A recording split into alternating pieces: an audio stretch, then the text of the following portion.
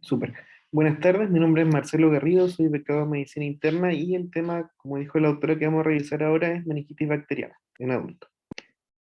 Para orientarnos, vamos a ver algunas generalidades, patología, fisiopatología, clínica, exámenes, manejo y el protocolo local que se va a lanzar prontamente en el Hospital Van Buren.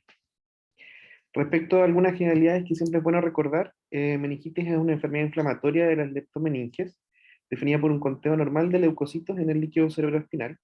Las leptomeninges, recordar que son aracnoides y pía madre, y la meningitis bacteriana va a ser la infección que esté en la aracnoides y el líquido cerebroespinal, tanto en el espacio subaracnoideo como en los ventrículos. Tenemos dos grandes entidades que cabría mencionar, que es la meningitis adquirida en la comunidad y la meningitis asociada a la atención en salud, que principalmente se van a diferenciar en los patógenos asociados y las morbilidades que conllevan.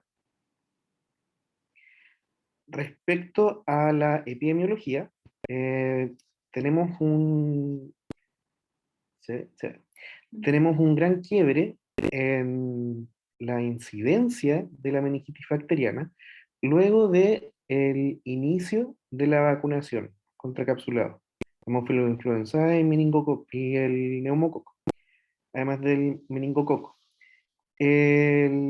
Antes de la era de las vacunas y antes de los antibióticos, teníamos una gran preponderancia de, por ejemplo, el Haemophilus influenzae, que está en color rojo, que en la actualidad casi ya no lo vemos. En- Acá, en el 1987, es cuando tenemos este gran quiebre, donde una intervención en salud cambia la historia natural de una patología que era endémica. En- ¿Qué es lo que llama la atención? Es que empezamos a tener desde el 2005 en adelante algunos pics o aumento de la incidencia en relación a que no se alcanzaron a erradicar estas enfermedades y que como no fueron erradicadas completamente, el proceso de no vacunación está haciendo que estos patógenos vuelvan a aparecer en las etiologías. ¿Cuáles patógenos van a ser los involucrados? Van a depender del grupo etario del paciente y del área geográfica en la que nos encontremos. Es así que todavía en el África subsahariana nos encontramos con una gran cantidad de meningococos que no está así presente en Asia y en América. Recordar que en los pacientes menores de 3 meses tenemos el estreptococo grupo B, Bacillus gram negativo y el neumococo. Y de ahí en adelante el neumococo va a ser la etiología principal. A lo que yo me refería previamente era en el contexto de la importancia de la vacunación. Y aquí es como tenemos en el Plan Nacional de Inmunización de este año, cómo tenemos la prevención o la protección contra la enfermedad invasora de Haemophilus influenzae, meningococo y el neumococo. Ahora, siguiendo en el tema de la epidemiología, eh, antes de la era antibiótica, las meningitis por neumococo y por Haemophilus influenzae era virtualmente 100. Luego del inicio de la antibioterapia, esto disminuyó a cerca del 10% en el neumococo y en los hemófilos y menos del 30% en el neumococo. Igual sigue siendo bastante importante. Esta mortalidad conlleva una gran carga a nivel mundial, con 318.000 muertes cada año y con 21.866.000 años de vida asociados a discapacidad perdida. Si bien la gran intervención es el antibiótico, se dice que una segunda intervención que tiende a ayudar o que cambia el escenario es el uso de la dexametasona en meningitis por neumococo, ya que en el valle de ensayos clínicos disminuyó la mortalidad. Y esto se observa o se ratifica en estudios observacionales donde, por ejemplo, en Estados Unidos, en 4 años desde que se instauró el uso de dexametasona en las guías clínicas, la mortalidad bajó de 0,073 a 0,024 por cada 100.000 pacientes. En los pacientes que sobreviven a una neumonía bacteriana, sí cabe destacar que un porcentaje importante quedan con distintas morbilidades neurológicas que llega hasta el 28% de ellos. Recordando que estamos hablando específicamente de las meningitis bacterianas. Al sacar las meningitis virales o el contexto aséptico, cambia bastante el escenario. Un tema adicional son las meningitis asociadas a la atención en salud, y acá tenemos que adicionamos a los factores patógenos los procesos invasivos y el trauma craneal. Y aquí tenemos específicamente el paciente neurocrítico, el que se le realizó una craniotomía, el que tiene, el que está, está instrumentalizada a nivel ventricular o a nivel lumbar, el que tiene un trauma y el que muy raramente se complica después de una punción lumbar.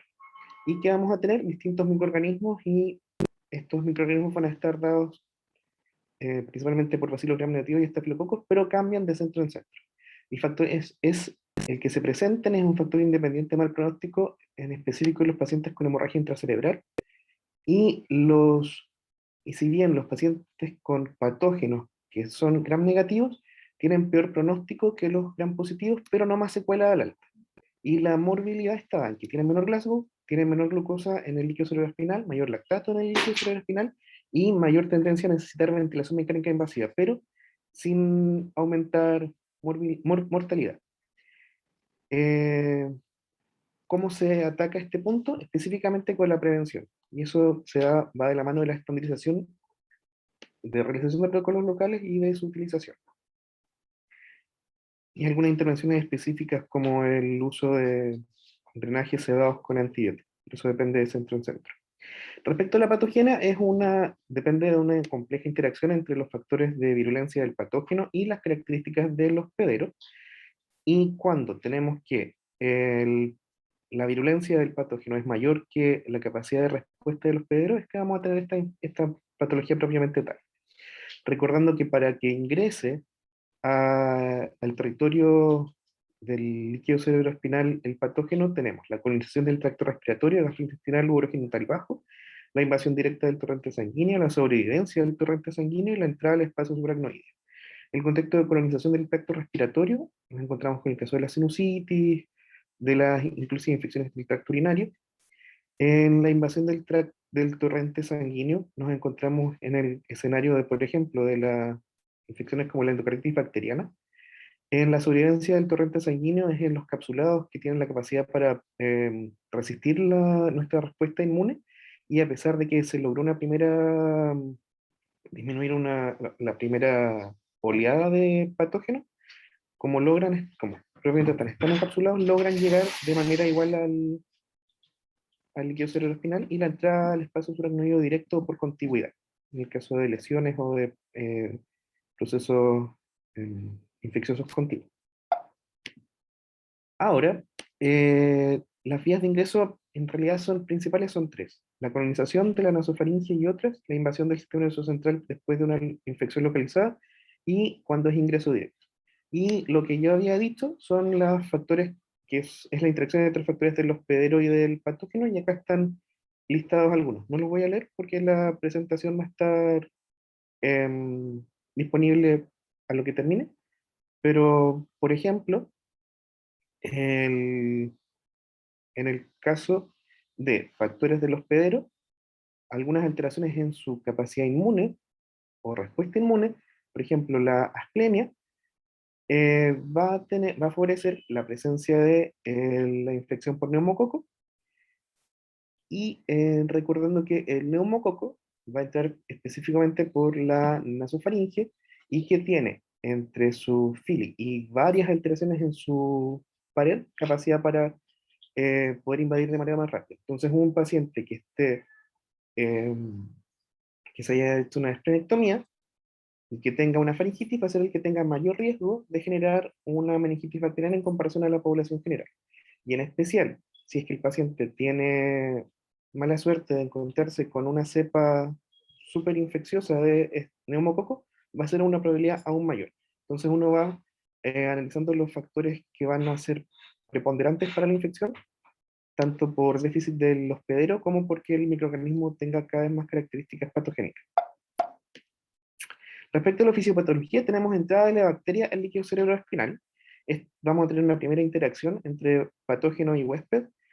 Algunas de estas bacterias van a morir y van a empezar a exponer sus fragmentos. Esto es tanto por la respuesta inmune del paciente como por el uso de antibióticos, y van a ser liberados patrones que gatillan respuesta, y esta respuesta va a ser una gran respuesta inflamatoria que va a alterar la barrera hematoencefálica. Esto va a generar reclutamiento de los glóbulos, blancos, vamos a tener vasculitis y oclusión de la vasculatura, y de manera subsiguiente vamos a tener aumento de la presión intracraneal.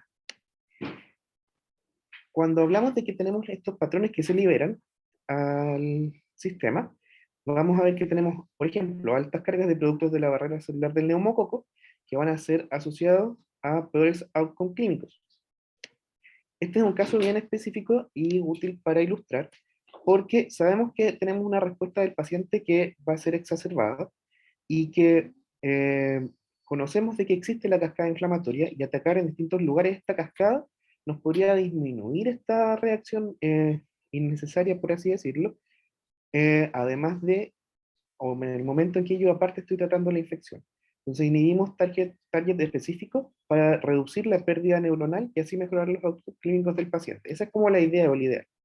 Y por eso se ha visto una menor mortalidad en países con altos recursos, pero la única intervención que ha sido útil o demostrada es la dexametasona, pero en el contexto del neumococo. Otros targets son la inhibición del complemento, la inhibición de la metaloproteinasa de la matriz y antibióticos no bacteriolíticos como la aptomicina. Entonces, como dijimos, la única demostrada es la dexametasona, y los demás son estudios, todavía están en estudios en fase 2 que no han podido entregar resultados que sean favorecedores, pero es lo que uno esperaría poder contar pronto. Entonces, tenemos inflamación con daño del endotelio o la barrera hematoencefálica, vamos a generar edema vasogénico, pero la autorregulación, incremento de la PIC, y el correlato va a ser las complicaciones neurológicas que va a tener mi paciente, que podría ir desde el coma, hidrocefalia, convulsiones y focalidad. Mientras mayor sea la reacción que presente el paciente, mayor van a ser las complicaciones que vamos a esperar. Ahora, respecto a la clínica, la triada clásica de la meningitis bacteriana es fiebre, rigidez de nuca y cambio en estado mental, que se presenta hasta en el 41% de los pacientes. Y dentro de medicina llama la atención de que los pacientes adultos mayores son los que más presentan esta triada en comparación a los jóvenes, que es distinto a lo que ocurre con las demás patologías invasoras. Respecto a las manifestaciones más comunes, la cefalea severa es el 84% de los pacientes, una alteración del estado mental dado por un Glasgow menor o igual a 14, 71%, y náusea 62%. Otras que no son tan comunes, pero en realidad son bastante importantes: convulsiones en el 23%, focalidad 22%, coma 13%, RAT, y RAT llama la atención que sea 8% y papilema es del 4%. Con infecciones que se presentan en los pacientes, usualmente sinusitis con otitis, 34%, neumonía en un 10% y endocarditis 1%. Entonces, aquí nos vamos formando un nuevo escenario de paciente en el que van a presentarse, por ejemplo, en servicio de urgencia con distintas manifestaciones que podrían o no orientarnos de primera manera a un trastorno meningio. Se ha visto que hay hallazgos sugestivos de alguna patología en específica, y aquí tenemos el neumococo con una mayor propensión a generar infartos cerebrales, que podrían ser inclusive tardíos si es que el paciente fue subsidiario de dexametasona. Los pacientes con infección por listeria tienden a presentar más convulsiones y déficit focal, además de la romboencefalitis clásica, y que el meningococo y otros pueden generar RATS y artritis. En el caso de el RATS en meningitis, 11 a 26% lo van a tener, y de ese 11 a 26%, 75 y 92 va a ser por neumococo. ¿Se ve el curso? Ya. En el caso de la artritis en meningitis, 7% lo va a generar, y 2/3 de esta artritis en meningitis va a ser por meningococo. Es importante este detalle porque si ya tengo presencia de artritis en un paciente con meningitis por meningococo, quiere decir que mi tratamiento va a tener que ser aún más prolongado. Los signos de irritación meningia, como el test de Kernel y Brudzinski, en realidad no tienen muy buena utilidad clínica, por así decirlo. ¿Por qué? Porque fueron evaluados o fueron ingresados a ver médico hace más de 100 años, cuando los pacientes se presentaban con meningitis avanzada sin tratamiento y eran en contexto bacteriano y TBC. Entonces ahora tendrían una sensibilidad de 5%, Kernel y Brudzinski, y la rigidez de nuca un 30%, y lo que sí una especificidad bastante alta del Kernel y Brudzinski de 95%. Entonces, si bien es poco la evidencia, o sea, perdón, la sensibilidad y especificidad no son muy altas, igual lo deberíamos buscar en todos los pacientes, porque podría ser nuestro paciente uno de los pocos porcentajes que los tengan positivos. En un laboratorio sanguíneo, buscar índice de actividad inflamatoria específicamente, aunque algunos pacientes se podrían presentar con una leucopenia, si es que está en anergia.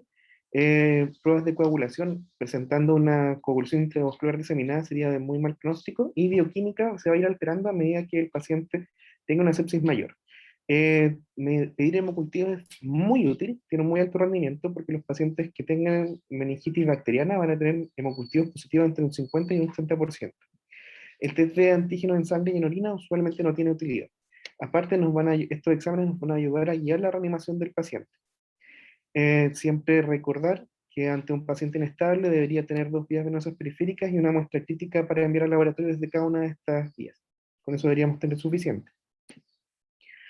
Respecto a la punción lumbar, en estricto rigor, todo paciente con sospecha de meningitis debe ser evaluado con una PL, a no ser de que la PL esté contraindicada o que éste retrase el tratamiento médico, ya que el examen del líquido cerebroespinal es crucial para aislar el patógeno y realizar un antibiograma para guiar la terapia. Eh, Se dice que, o sea, las indicaciones de un TAC antes de una punción lumbar serían paciente inmunocomprometido, y ahí caben los pacientes con trasplante de órganos sólidos, trasplante hematopoyético, usuario de corticoide en dosis alta, historia de patología del sistema nervioso central previa, convulsión de novo, presencia de papiledema del examen, fondo de ojo, un nivel de conciencia alterado o alguna otra focalidad. En ese caso, haríamos un escáner, eh, y después de descartar en este signo de edema o riesgo de herniación, se realizaría la PL.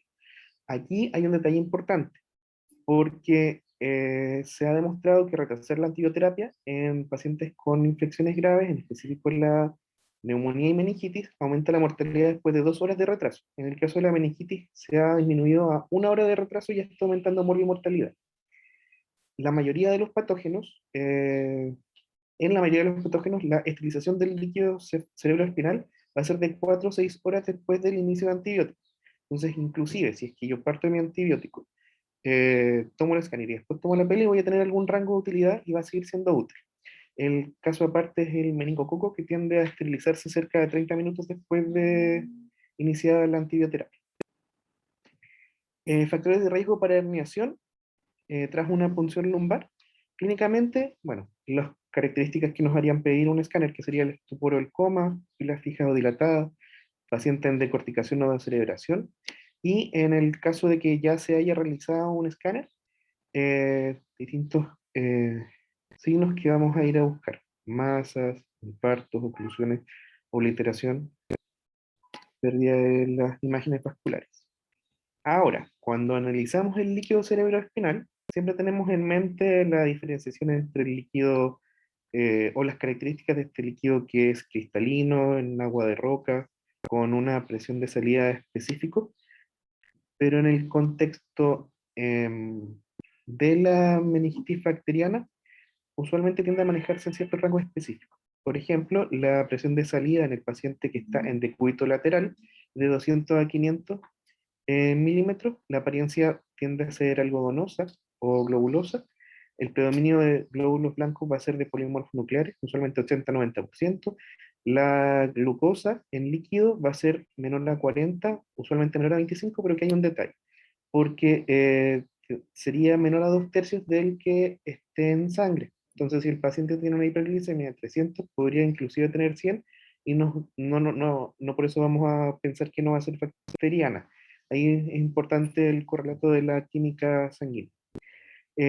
Con proteinorraquia, y en el GRAM ya podríamos ver distintas a nuestros patógenos, además de que el cultivo nos va a disminuir, por ejemplo, por lo menos el 25%. ¿Cuál es esta característica? Aparte, nosotros vamos a mandar nuestra muestra a la TEXI-PCR.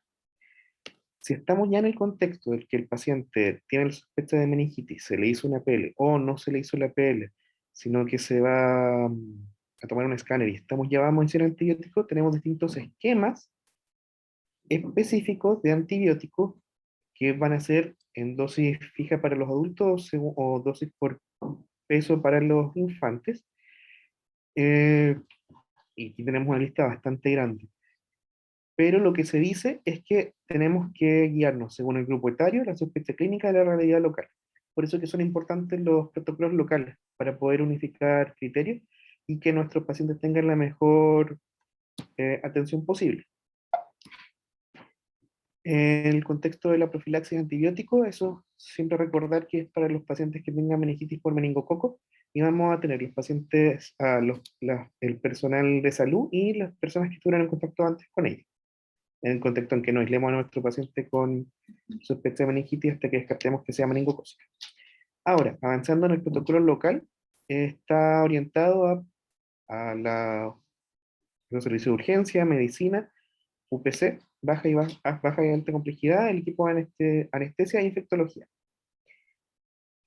Nos dice este protocolo muy rápidamente que nos recuerda que contraindicaciones de la PL serían las plaquetas menor a 40.000, un IR1 mayor a 1.5, signos de hipertensión intracraniana e infección del sitio de punción.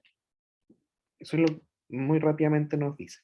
Ahora, el protocolo local está orientado para que llegue un paciente al hospital, o se presenta este paciente hospitalizado con la sospecha de meningitis, va a quedar a cargo del médico de la urgencia o del residente de su servicio.